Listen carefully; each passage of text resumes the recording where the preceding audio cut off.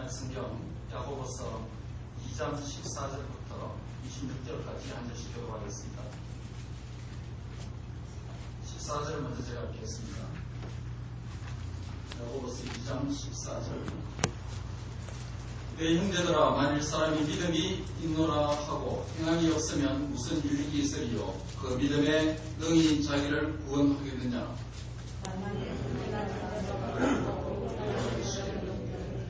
너희 중에 누구든지 그에게 이르되 평안히 가라, 덥게 하라, 배부르게 하라 하며 그 몸에 쓸 것을 주지 아니하면 무슨 유익이 있으리요? 어떤 사람은 말하기를 너는 믿음이 있고 나는 행함이 있으니 행함이 없는 내 믿음을 내게 보이라. 나는 행함으로 내 믿음을 내게 보이리라 하리라.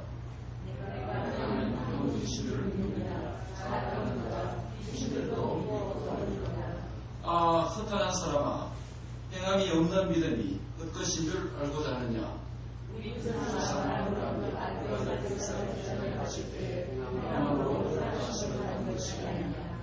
내가 보거니와 믿음이 그의 행함과 함께 일하고 행함으로 믿음이 온전하게 되었느니라.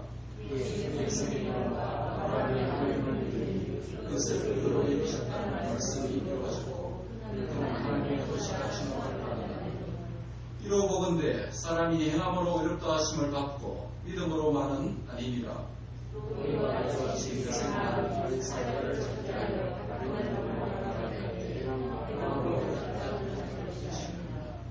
영혼 없는 몸이 죽은 것 같이 행함이 없는 믿음은 죽은 것이니라.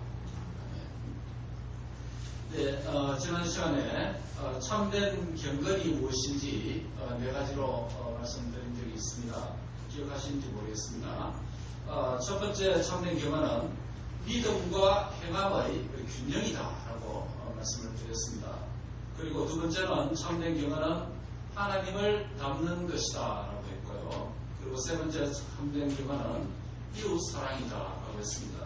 마지막 네 번째 참된 경건은 긍휼의 마음을 갖는 것이다라고 그렇게 말씀을 드렸습니다. 참된 경건의 네 가지 특징들 가운데 첫 번째인 믿음과 행함의 균형에 대한 것이었습니다. 오늘 본문은 바로 믿음과 행함의 균형에 대한 부분을 더 세부적이고 더 구체적으로 설명하고 있습니다.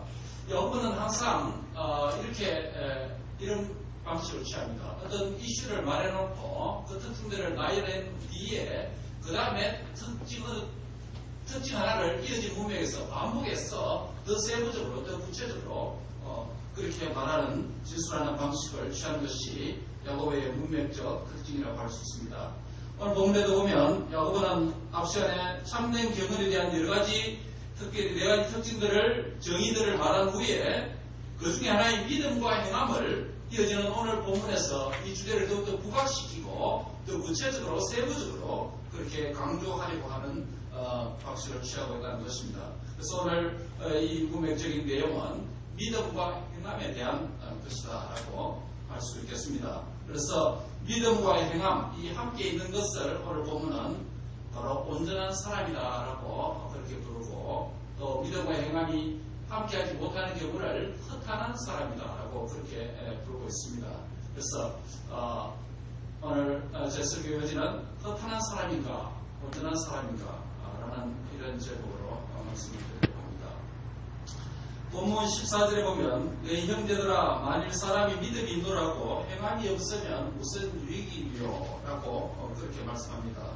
여기서 그 믿음이 능히 자기를 구원하겠느냐? 할 수 없다라고 수사적 의문으로 그렇게 말합니다. 여기서 믿음과 행함의 주제를 언급하고 있습니다. 오늘 본문에서 이런 읽으시면서 어떤 단어들이 많이 등장하는 것 같습니까? 어떤 단어들이 많이 눈에 띕니까? 제목처럼 믿음이라는 단어와 행함이라는 단어가 가장 많이 사용되고 있습니다. 특별히 14절에 보면 이것은 한글 성경도 그렇고 헬라어 원문 성경도 그렇고 다 대조해 보니까 똑같습니다. 14절에 보면 피스티스 믿음이라는 단어를 우리 한글 성경도 마찬가지로 두 번 사용하고 그 다음에 행함 에르곤이라는 단어를 14절에 한 번 사용합니다. 17절에 보시면 믿음이라는 단어를 한 번 사용하고 행함이라는 단어를 역시 한 번 사용합니다.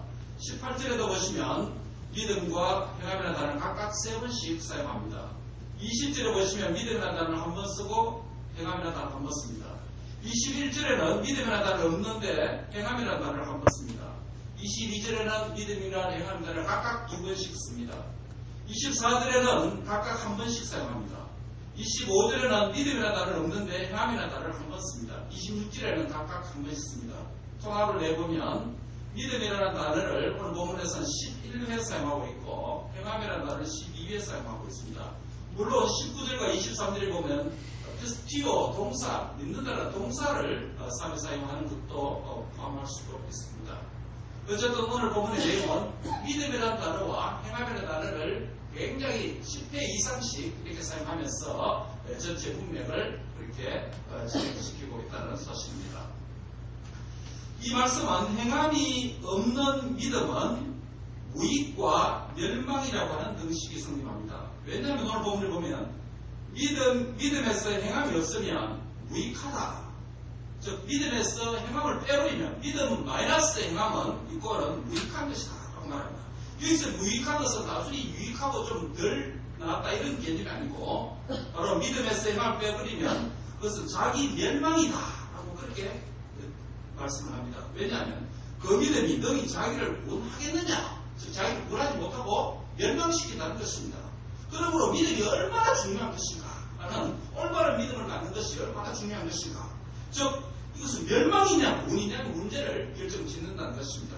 오늘 우리가 믿음의 사람으로 믿음의 성도로 이 자리에 모여 있습니다. 그렇다면 우리가 갖고 있는 이 믿음이 과연 하나님 기뻐하시는 즐겁게 여기시는 그런 온전한 믿음, 건강한 믿음, 참된 믿음을 소유하고 있는지 한번 살펴보는 시간 될 수 있기를 바랍니다.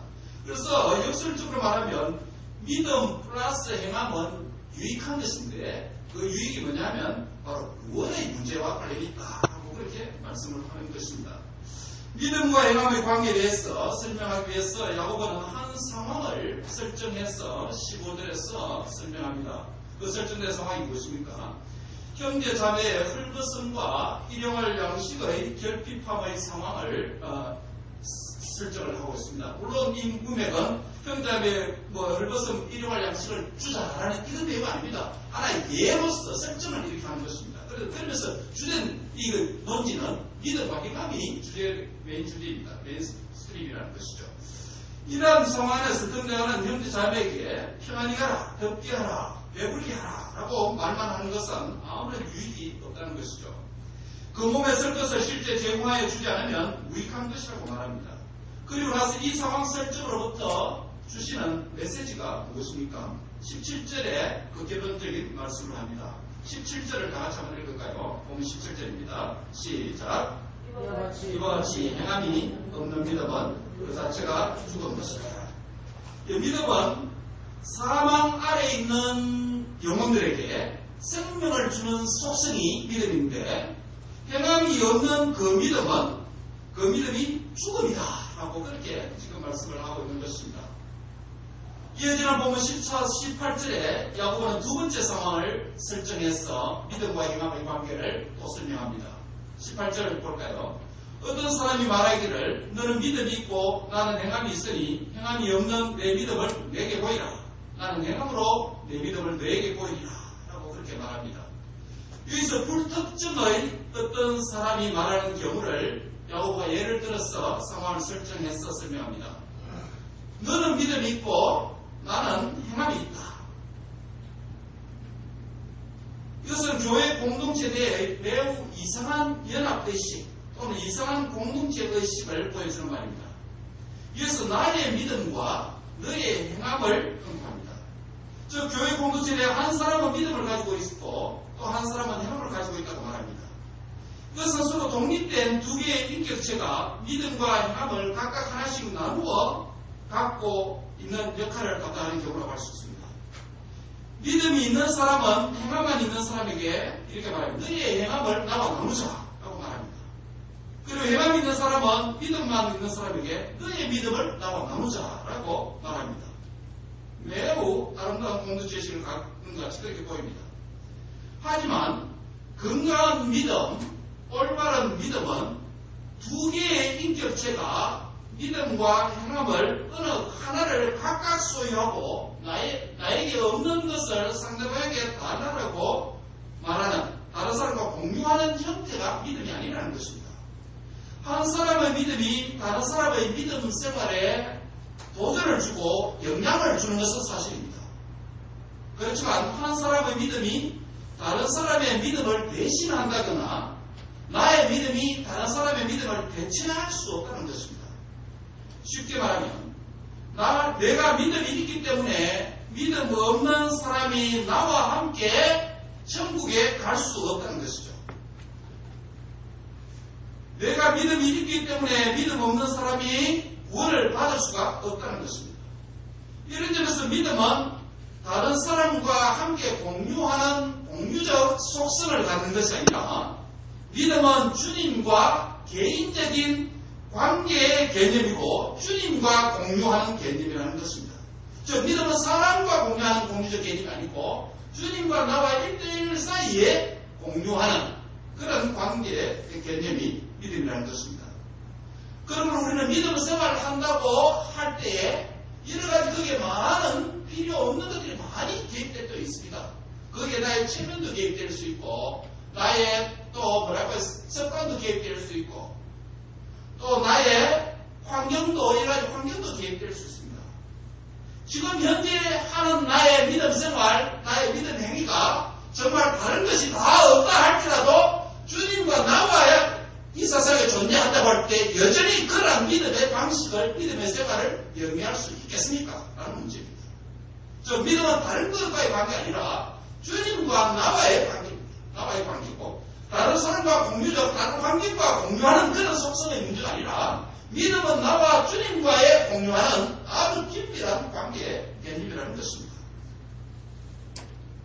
내가 직분자이기 때문에 내가 우리 교회에서 중요한 위치에 있기 때문에 이러한 생활을 하는 것이 반드시 믿음이라고 말할 수 없습니다. 그런 말입니다. 그러므로 나의 믿음 생활이 정말 순전하게, 순수하게 주님과 나와의 관계 안에서 행하는 그 행함, 그 신앙생활, 그 믿음 생활인가라는 것을 점검하는 기회가 될 수 있기를 바랍니다. 오늘 매우 이 중요한 이 믿음의 문제, 이 문제가 정말 건강한 나의 믿음을, 내 믿음이 정말 건강한 믿음인가, 이 문제를 짚고 넘어가는 것입니다. 한 사람의 신앙 인격이 건강한 믿음으로 자라간다는 것은 먼저 하나님에 대한 신뢰, 곧 믿음이 필요한 것이죠. 두말할 나위도 없습니다. 그리고 그 믿는 바, 신뢰하는 바대로 행하고 순종하는 것이 역시 필요합니다. 즉 믿음과 행함, 이것은 신앙생활의 척도요, 건강한 믿음 생활의 표준과 기준이 되는 것입니다. 나의 현재 믿음 생활, 신앙생활이 정말 올바른 믿음과 그 올바른 믿음 위에서 행하는 것인지 살펴볼 필요가 있다는 것입니다. 그런데 만약 믿음과 행함 가운데 어느 한 개만 가졌다고 가정할 경우에 어떻게 되겠습니까? 이것을 설명하기 위해서 야고보서 19절에서 이렇게 말합니다. 네가 하나님은 한 분이신 줄을 믿느냐? 잘 하는도다. 귀신들도 믿고 뜨느니라. 귀신들도 그런 믿음 갖고 있다. 얼마든지 갖고 있다라는 것입니다.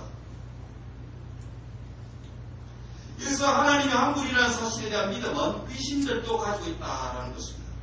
귀신들도 하나님이 한 분이라는 사실을 믿을 뿐만 아니라 하나님의 존재, 하나님 계신 것, 살아계신 것 믿습니다. 알고 있습니다. 하지만 귀신이 가진 그러한 믿음은 유익과 구원을 주는 것이 아니죠. 왜냐하면 귀신들은 하나님과 하나님의 사역, 하나님의 백성을 대적하는 자들이기 때문입니다. 설사 귀신들에게 하나님의 존재와 살아계심에 대한 그들이 알고 있는 지성적 믿음이 있더라도 그들이 하나님을 위해서 일하는 순종적인 믿음, 곧 주님을 위한 행함이 없기 때문에 그 믿음은 아무런 유익이 없다라는 것입니다. 하나님과 건강한 개인적 신뢰의 관계가 없기 때문이겠죠. 그래서 그들의 믿음은 그들 자신을 구원할 어떤 조건도 되지 못하고 결국 그들은 멸망을 앞두고 있는 것입니다. 하나님의 존재와 능력을 믿고 그들은 비록 뜨는 일은 할 수 있었지만 본질상 하나님을 경외하거나 하나님을 기쁘시게 하는 행위를 할 수 없고 하나님을 대적하는 행위만 하게 되는 것입니다. 즉 믿음은 있는데 올바른 행함이 없기 때문에 그 믿음은 죽은 것과 같다라는 것입니다. 이러한 믿음은 자신을 멸망하게 하는 것입니다. 이러한 경우 믿음은 생명이 아니라 믿음은 사망입니다. 이러한 경우 이 믿음은 영생이 아니라 믿음은 멸망입니다. 이러한 경우 이 믿음은 구원이 아니라 이 믿음은 심판으로 인도하는 것입니다. 그런데 오늘 이 본문은 귀신이 가졌던 그 믿음을 귀신의 믿음의 문제를 지금 잘못됐다라고 따지는 게 아닙니다. 그래서 사람의 문제, 즉 저와 여러분의 믿음 문제를 바로 설명하기 위해서 귀신의 믿음 문제를 이야기했다는 것입니다. 그게 강점이 있어요. 그게 주의해야 됩니다. 다시 말해 야곱은 이 문맥을 통해서 우리가 가진 믿음이 얼마나 중요한 것이고 얼마나 그가 믿음을 갖는 일이 중요한 것인가 이 문제를 매우 강조하고 있다는 것입니다. 야곱의 문맥을 정의하는 이 숨결을 여러분이 읽으면서 느껴야 됩니다. 저자의 의도를 파악해야 됩니다.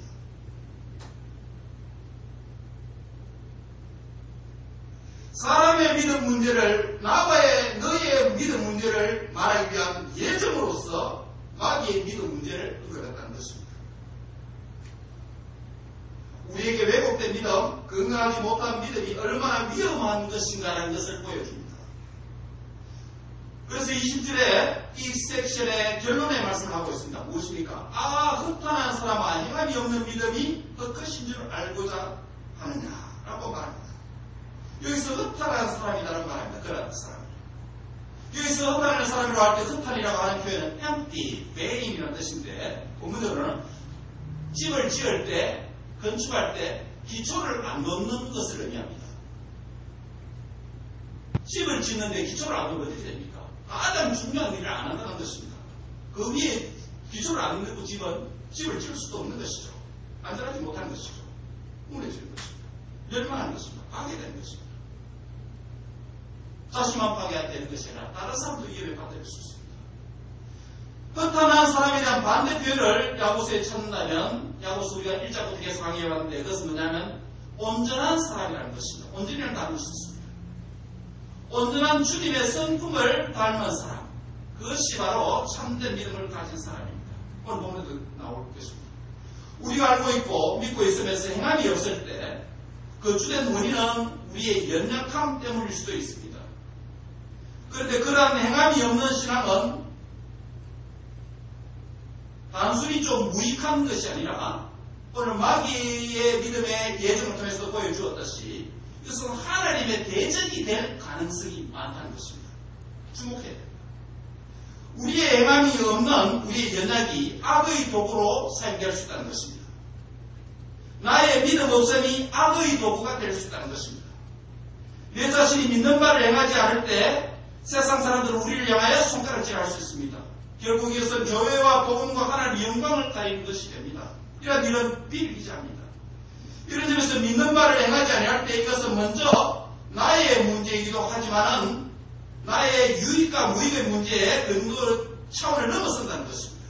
즉 하나님의 대적이 될 수 있다는 것입니다. 오늘날 우리가 직면하고 있는 교회, 기독교의 많은 문제는 믿음이 없기 때문에 일어나는 문제가 아닙니다. 오늘 한국교회 성도들 얼마나 믿음 좋다고 이야기합니까? 믿습니다라고 표현을 힘주가면서 악센트 주가면서 표현합니다. 그 정도 믿음이 있다고 자신합니다. 그런 믿음이 없기 때문에 일어난 문제가 아니라는 것입니다. 믿는 바를 행하지 않기 때문에 발생하는 파생되는 문제들입니다. 믿음의 형제 자매 여러분, 행함이 없어서 허탄한 사람이나 하나님의 대적이 되지 말아야 합니다. 믿는 바를 행함으로 하나님과 함께하는 하나님이 기뻐하시는 온전한 사람이 되시기를 바랍니다. 온전한 믿음을 소유하는 자가 되기를 바랍니다. 그런 자를 오늘 본문에서는 하나님의 벗이라는 표현을 뒤에서 사용을 합니다. 건강한 믿음이 없는 사람, 왜곡된 믿음을 가지고 있는 사람, 곧 행함이 없으면서 믿는 자라고 불리는 사람을 야고보는 20절에서 허탄한 사람이라고 불렀습니다. 그 반대로 믿는 바를 행하는 자를 온전한 사람이다. 그래서 22절에 보면 온전이라는 단어를 역시 씁니다. 온전한 사람은 믿는 바를 순종하며 행하는 자입니다. 여기서 온전이라서 앞서 말씀드린 대로 단순한 도덕적으로 좀 선하다 이런 표현이 아닙니다. 이 온전이라서는 예수님의 성품을 나타내는 말입니다. 어떤 사람이 믿음이 온전한 사람입니까? 야고보는 구약성에서 등장한 두 사람을 역시 예를 들어서 설명합니다. 한 사람은 21절부터 3절에 23절에 아브라함의 경우고 또 한 사람은 25절에 기생라합의 예를 듭니다. 먼저 믿음이 온전한 사람인 아브라함의 경우를 보겠습니다. 21절에 우리 조상 아브라함이 그 아들 이삭을 제단에 바칠 때 행함으로 의롭다 하심을 받은 것이 아니냐, 행함으로 의롭게 받았다라고 말합니다. 아브라함이 동자 이삭을 모리아산에 번제물로 바치라는 하나님의 명령의 말씀에 아브라함은 행함으로 응답을 했습니다. 즉 그의 아들을 모리아산에 데려가서 묶어서 번제단 위에 놓고 하나님의 말씀대로 그대로 행하여 순종을 했습니다. 그리할 때 하나님께서 의롭다, 네가 나를 경외한다 라는 평가의 은혜를 주셨습니다. 그리고 23절에 보면 그러한 아브라함을 하나님의 벗이다 라고 그렇게 불러줬습니다. 즉 믿음에다가 온전한 행함이 함께 있는 그가 믿음을 가진 자를 하나님의 벗이라고 불러주었습니다. 하나님에 대한 믿음과 믿는 바에 대한 행함이 함께하는 그러한 건강한 믿음은 하나님과 친밀한 언약 관계를 만들기에 하나님과 가까운 벗이 되게 합니다. 반대로 믿는 바를 행하지 않는 불순종적인 믿음, 곧 불신앙은 하나님과 관계가 먼 하나님과 그 뜻을 대적하는 대적자가 되게 한다는 것입니다. 22절에 아브라함의 예로부터, 그러한 아브라함의 예로부터 뭐라고 말합니까? 네가 보거니와, 아브라함의 경우에서 보거니와 믿음이 그의 행함과 함께 일하고 행함으로 믿음이 그 믿음이 온전하게 되었다라고 말합니다. 여기서 믿음은 단수로 표현을 했습니다. 단수로, 원문의 단수로 표현했습니다. 즉 그 믿음, 즉 아브라함이 이삭을 바칠 때 가졌던 그 믿음을 가리킵니다. NIV에서도 his faith라고 말합니다. 헬라문에 hey pistace라고 단수로 표현했습니다. 그런데 22절에 그의 행함이라고 하는 표현은 헬라 원문에서는 복수로 사용했습니다. tois ergois autu, 그의 행함들이라고 썼습니다. 우리 한국에 잘 안 나타납니다. 영어에서 보면 이제 works라고 복수해놨습니다. 그래서 이브리오 헬라 원문을 잘 따랐습니다. 즉 아브라함은 한 사람, 제단의 아들을 바칠 때에 아브라함이 가졌던 하나의 믿음, 그리고 여러 개의 그 믿음에 따른 여러 개의 행위들이라는 의미입니다. 즉 아브라함은 한 사람의 곧 그의 믿음과 그 믿음에 기초한 그의 여러 가지 행위들을 가리킵니다. 그의 행위들이 왜 복수로 되었는지, 그 행위들이 대체 어떤 행위들을 가리키는지 구체적으로 한번 살펴볼까요? 창세기 22장을 한번 보시기 바랍니다. 창세기 22장입니다.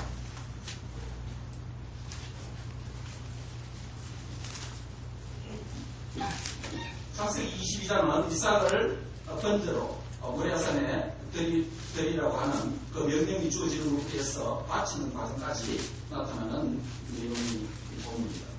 먼저 하나님께서 모리아산으로 가서 거기서 그를 번제로 드리라고 2절에 하나님이 명령을 하셨죠. 그럼 3절에 보시면 아브라함의 행위가 6개 나타납니다. 6개 나타납니다. 우리 한국에 여러분께서 자 동사를 캐치하지 못하시는데 이 원문은 매우 분명하게 표현을 해놨습니다. 첫 번째 얘기가 뭐냐면 아침에 일어나다라는 단어입니다. 여러분 일어나다라는 동사를 한번 써보세요. 두 번째로 나귀 안장을 지우다라는 동사, 안장 지우다라는 동사입니다. 세 번째로 이삭을 데리다라고 하는 세 번째 동사입니다. 네 번째 동사는 나무를 쪼개다라는 동사입니다. 그 다음에 떠난다라고 하는 동사입니다. 마지막에는 가더니, 주신 것으로 가더니라고 동사입니다. 몇 개입니까? 6개 동사입니다. 이 동사가 어떻게 표현되어 있냐면 한글로 표현하면 이렇게 되어 있습니다. 그러고 나서 이것을 했다. 그러고 나서 이것을 했다. 그러고 나서 이것을 했다. 이걸로 말하면 and then입니다.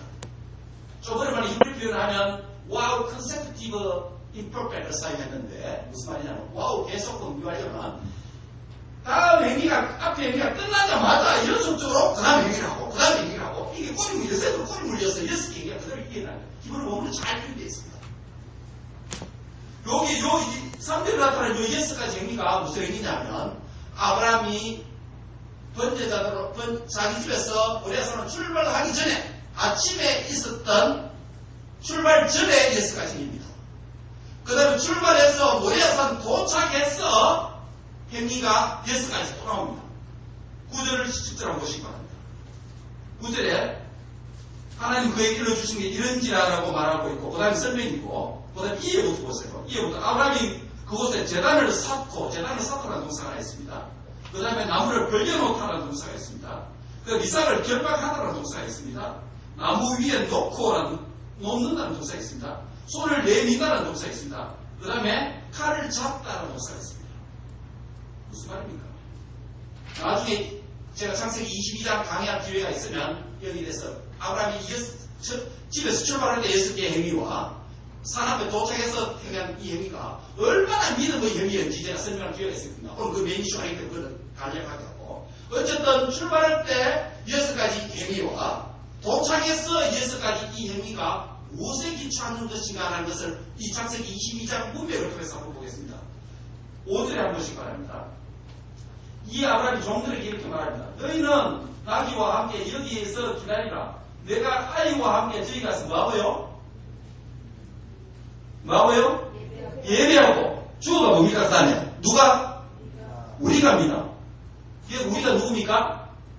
말하는 아브라함과 이삭까지 포함되었습니다. 즉 이삭과 함께 돌아온다는 것입니다. 여기에 자신의 믿음이 표현되어 있죠? 예. 하나님 죽으러 갔는데 어떻게 이삭과 돌아올 수 있습니까? 우리와 함께 돌아온다. 우리를 주를 복수로 썼습니다.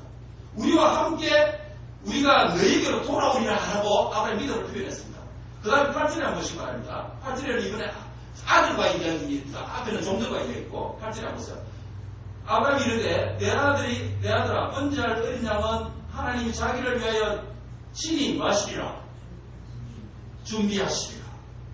하나님이 준비할 것이다 하는 아브라함 믿음이 있습니다. 앞에서는 종들과 이야기해서 우리는 돌아온다라고 믿음을 표현했고, 이 부분에서는 바로 아들과 이야기하는 가운데서 하나님이 번제할 어린 양을 준비할 것이다 하고 믿음을 표현했습니다. 가운데 두 개의 믿음의 아브라함의 믿음이 있고, 양쪽에 아브라함 6개의 행위, 밑에 6개의 행위가 있습니다. 이게 고대 근동에서 나타나는 아주 중요한 강조 구문의 구조입니다.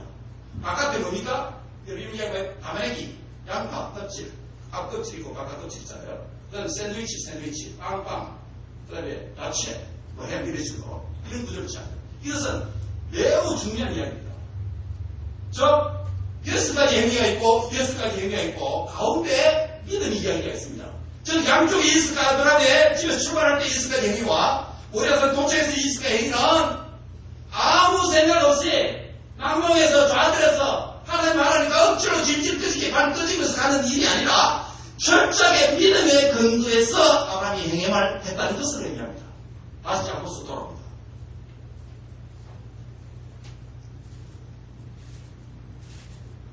하나님과 말씀에 대한 믿음이 있으면서 그 믿음 말을 순종하는 여러 행위들이 있을 수 있습니다. 누구에게? 하나님을 믿으면서 어떤 것들은 믿음으로 행할 수 있고 어떤 행위들은 안 믿음으로 행할 수 있습니다. 어떤 것은 아예 행함도 없는 것이 있을 수도 있고 어떤 것은 믿는다고 하는 말만 있을 수도 있습니다. 하나님을 믿는다는 것은 하나님과 관계의 개념이기 때문에 하나님과 신뢰의 개념이기 때문에 너무 중요하고 그 다음에 모든 시간 안에서 모든 이슈 안에서 모든 장소 안에서 모든 행위들이 하나님을 믿는 것을 반영해야 된다는 것을 얘기합니다. 사랑하는 성도 여러분, 일주일에 살아가는 우리의 모든 삶의 여정 가운데서 말하고 행하고 가정에서 직장에서 일터에서 도서관에서 공부를 하든지 학원에서 무엇을 하든지 우리 하는 모든 행위가 하나님과 나와의 관계 개념 없는 나의 목적과 나의 고를 향해서 지적하는 삶이 아니라 하나님을 믿는 그 믿음으로 모든 행위를 수놓는 복된 믿음의 여정들, 복된 믿음의 발자취, 복된 믿음의 행위들이 되시기를 주의 이름으로 축원합니다. 그리고 믿음의 온전한 또 다른 한 사람인 기생 라합의 경우를 25절에서 들고 있습니다. 본문 25절에는 믿음의 여인의 예를 들어 설명합니다. 25절을 다 같이 한번 읽을까요? 25절입니다. 옥서 2장 25절 시작. 이와 같이 기생 라합이 사자들을 접대하여 다른 길로 나가게 할 때에 행함으로 이롭다 하심을 받은 것이 아니냐. 라합이라는 여성은 이스라엘이 보낸 정탐군을 숨겨두고 자신의 나라의 왕과 자신의 나라의 법을 무시하고 어떻게 생각하면 자신의 나라의 입장에서 보면 매국노가 되는 거죠. 나라를 파는 일이 되겠죠.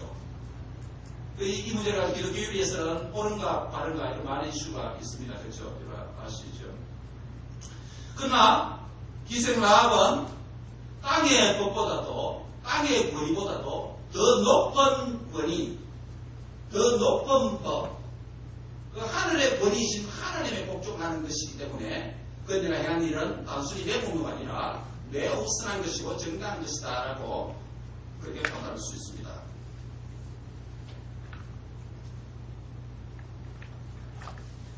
그런 땅의 권위를 두려워하는 것이 아니라 하늘의 권위이고 하늘의 왕이신 하나님을 두려워했습니다.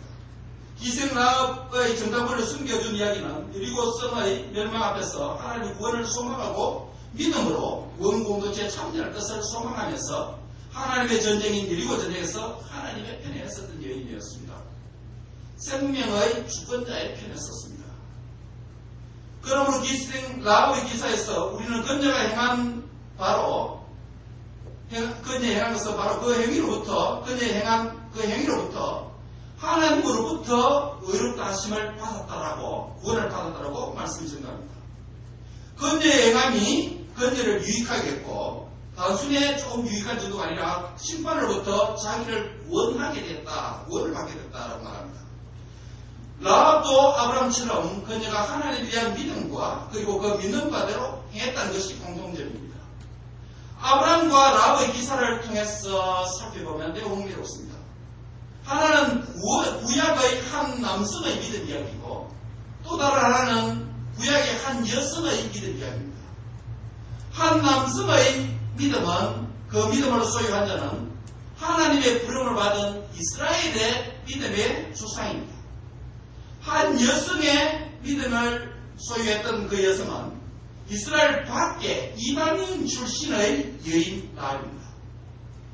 믿음은 인종에 제한되었습니다. 스펙트럼이었습니다. 믿음은 남녀 성별에 제한되었습니다. 오직 은혜를 입은 자는 누구든지 믿음을 소유할 수 있습니다. 그리고 믿는 바를 행함도 누구든지 그렇게 할 수 있습니다. 두 가지 왜 야고보가 이 두 사람의 경우를 다른 사람 이해도 많은 텐데 이 두 사람 예를 들었습니까? 올바른 믿음과 이 행함, 이 문제의 보편성을 지금 이야기하려고 하는 것입니다. 무슨 말입니까? 구약의 족장의 한 남자의 믿음, 그리고 선민 가운데 있는 한 남자의 믿음, 그리고 이방인 가운데 기생인, 천한 여자의 믿음과 행함의 문제. 극단적인 이 안에 속한 모든 것을 다 포괄한다고 말할 수 있습니다. 모든 사람이 다 포괄한다고 말할 수 있습니다. 물론 여기서 많은 무엇을 지금 이야기하려고 하는 것이 아닙니다. 이 두 사람은 올바른 믿음과 그 믿음에 걸맞는 올바른 행함을 그 안에 있는 믿음을 표현을 했습니다. 이 둘은 역시 영광스럽게 축복스럽게도 마태복음 1장 메시아로 오신 예수님의 족보 안에 둘 다 포함되어 있습니다. 믿음과 행함의 사람의 영광스러운 결말을 예수님의 족보를 통해서 발견하게 됩니다. 마태복음 1장 1절에 아브라함과 다윗의 자손 예수 그리스도의 기업하라 라는 말씀이 이어서 2절에 보면 아브라함이 이삭을 낳고 라고 했습니다. 그리고 마태복음 1장 5절에 살몬은 라합에게서 보아스를 낳고 라고 했습니다. 결국 그 예비 다윗을 갖췄습니다. 고대에 이 두 사람의 믿음 행함의 남성과 여성은 매우 예수님의 조건에서 빛을 봅니다. 참 믿음을 가진 자는 이와 같을 것입니다. 참 믿음은 하나님께서 인정해 주시는 믿음이기 때문에 그 믿음을, 그 행함을 가진 자를 하나님께서 영광스럽게 만들어준다는 것입니다. 참 믿음은 곧 하나님과 친밀한 관계이며 참 믿음은 하나님에 대한 순종이 있기 때문입니다. 하나님과의 친밀한 관계와 하나님께 순종의 삶은 하나님을 영원롭게 하고 하나님은 그 믿음과 순종의 사람을 존귀하게 빛나는 존재로 만들어주십니다. 참 믿음이 무엇입니까? 그것은 믿음 마이너스 행함이 아니라 믿음 플러스 행함입니다. 믿음과 행함이 함께 하는 것을 의미하는 것입니다. 믿는 바를 행하는 것은 믿음의 담력이 없으면 믿는 바를 행하지 못합니다. 행할 수 있도록 하는 그 믿음의 담력은 나의 힘으로 의지로 할 수 있는 것이 아니라 성령님의 철저한 도움과 능력 가운데 할 수 있습니다. 이런 점에서 하나님의 은혜와 인간의 협조로 우리의 구원이 완성된다고 하는 알비레안주의의 그 구원 교리와는 다릅니다. 그리고 이런 점에서 종교개혁자가 부르짖는 오직 은혜, 오직 믿음이라고 하는 칼빈주의 교리는 매우 정당합니다. 믿음도 은혜로 가질 수 있는 하나님의 선물입니다. 행함도 성령님이 주시는 믿음의 담력으로 힘으로 행할 수 있는 줄 압니다. 믿음이 하나님의 전적인 선물임에도 불구하고 건강한 믿음은 성령의 도움과 능력 안에서 우리의 지적인 부분과 감정적인 부분과 의적인 전인격적인 행위를 포함합니다. 우리의 전인격이 하나님의 은혜를 입어서 건강한 믿음의 사람이 되어서 하나님을 기쁘시게 하는 믿음을 소유하는 자들이 다 되시기를 바랍니다. 이어지는 26절의 말씀은 25절 라합 기사 다음에 이어지기 때문에 라합 기사의 결론입니다.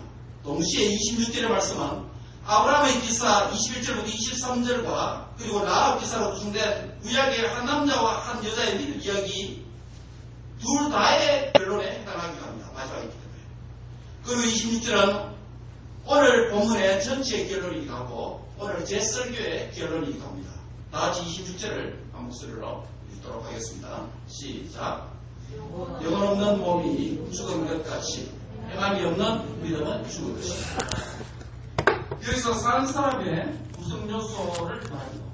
사람이 살았다는 것이 무슨 의미합니까? 그것은 영혼과 몸이 함께 있는 상태를 의미하죠. 즉 살아있는 사람은 육체 플러스 영혼입니다. 산 사람은 육체와 영혼이 함께 있는 자입니다. 그리고 반대로 죽은 사람은 육체 마이너스 영혼입니다. 육체와 영혼이 분리되는 것이 죽음이죠. 그런데 왜 여기서 육체와 영혼의 문제를 지금 언급하고 있습니까? 살아있는 사람이 영혼 플러스 육체로 구성되어 있듯이 살아있는 믿음, 건강한 믿음, 역사하는 믿음, 올바른 믿음, 살아있는 신앙은 믿음과 행함을 함께 갖는 것이다 라고 야고보가 지금 역사하는 것입니다. 아주 강하게 힘들어하는 것입니다. 죽은 신앙은 믿음 마이너스 행함입니다.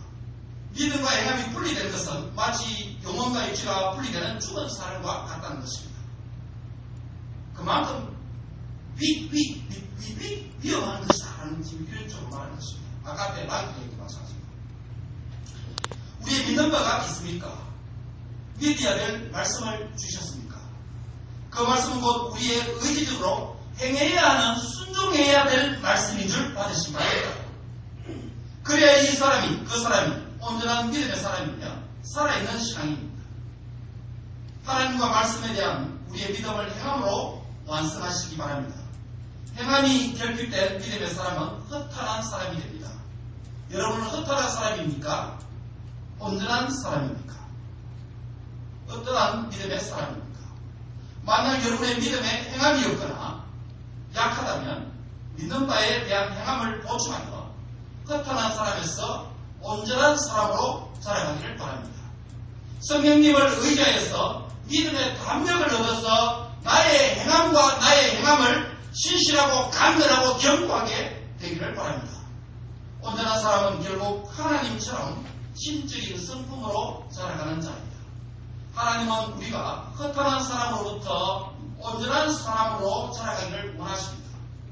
하나님의 눈과 귀에 온전한 사람으로 평가하기를 바랍니다. 이것은 믿는 바, 우리 아는 바를 행하는 자, 곧 행하는 자는 허탄한 사람에서 온전한 사람으로의 변화를 의미합니다. 온전한 사람이 되는 것은 한마디로 주님을 닮는 자를 의미합니다. 곧 성화를 의미하죠. 그러므로 믿는 바 또는 아는 바를 행하는 자가 주님을 닮은 자입니다. 믿고 행하는 자는 죽은 자가 아닌 산 자를 의미합니다. 살아있는 믿음은 믿는 바를 행함으로 주님을 더욱 닮아가는 신앙입니다.